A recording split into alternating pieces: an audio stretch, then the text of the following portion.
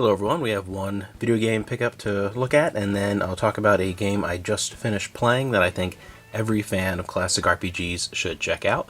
Starting off with Tate Multimedia's KO the Kangaroo for the PS4. This is one that Amanda pre-ordered for her collection.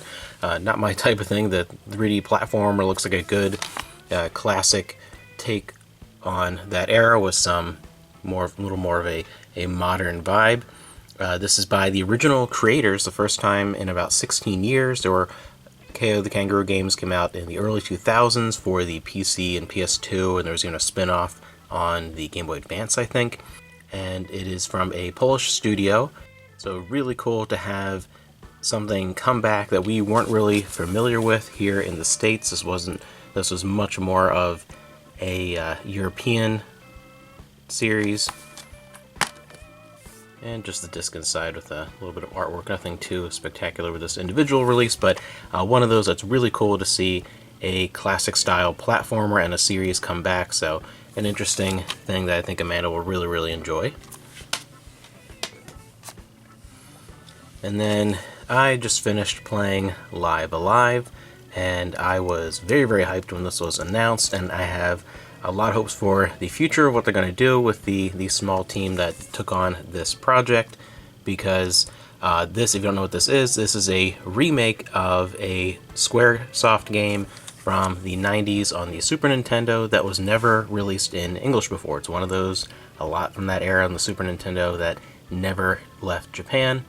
So I was really hyped for that, because to this day, I think Square in the 90s was not only at their personal peak, but I don't think any studio has ever matched the sheer number of quality titles and creativity and variety of Square between the Super Nintendo and the original PlayStation. The Square of the 90s is, to me, the pinnacle of just gaming in general. So I was really happy to get something like this, and this is definitely a release that I think fans of classic RPGs should check out, not only because it's cool to grab a classic Square game that we never had before, outside of Japan, but because of the structure of it is very unique, and I'd love to see more games of this style. For the most part, it's kind of like a short story collection of JRPGs. It is a grid-based strategy RPG, but it is very fast-paced. It's not turn-based. So there's continual action. It's a very interesting system. It takes a little bit to get used to. The fact that that system is adapted to all the different short stories, which have entirely different settings and styles, but it's very easy to grab the basics of. And again, as a whole, I thought it was a fairly not too easy game, but definitely one that is relaxing, I think. And I think, especially as a fan of RPGs, the biggest problem that I have, the reason why I don't have hundreds upon hundreds of RPGs in my collection, just I'm very picky with the ones I grab, is because they take so long. Even some of the shorter ones are 30-40 hours, and a lot of the other ones like 100 hours plus.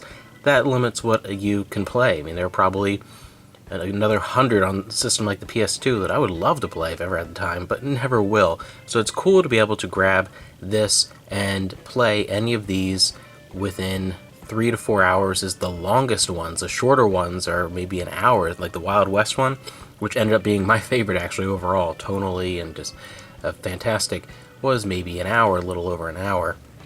Each mini RPG is its own isolated segment, taking you through different periods of time: prehistory, the Wild West, Imperial China, Twilight of Edo Japan, present day, the near future, and the distant future. And then you get, without spoiling anything, I'll say there's sort of a connection within the Middle Ages, the last one that you cannot play until you've finished all the others. You unlock that. Otherwise, they can be played in any order, so whatever you feel like you're into, and they all have their own individual personality. And just amazing the way they captured all these different settings, and they feel so different.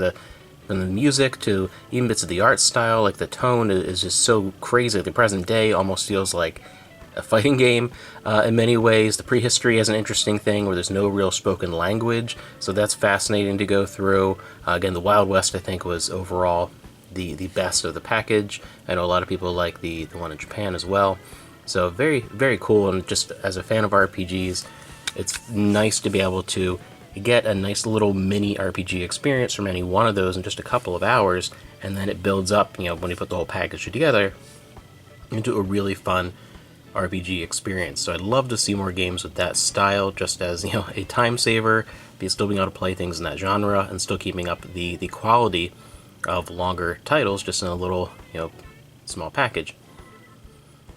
And the fact that this seems to be selling really well also leads me to believe that we'll get more things like this, more games from that era that we've maybe never received before or are harder to get your hands on. Now when games are, $200 a pop, sometimes these retro games, maybe we'll see a great remake of those. It's still very, very true to the style, just it looks like a more detailed version with far better lighting and sound effects and music and everything, just a big updated version. It still keeps the spirit, it still feels like a Super Nintendo game, and I'd love to see more games like that, maybe even getting into some of the early PS1 era stuff. And if they do, Chrono Trigger, I hope this is the route they take, the HD 2D style that they've been mastering over there with Square. I really think that would be the route to go if they did that, and this might be the ideal team to handle it, because this was a great experience, definitely one to check out.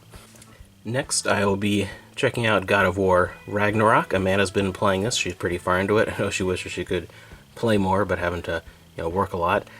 So she's playing that. I'll eventually give this a start, probably next week or so, we will see.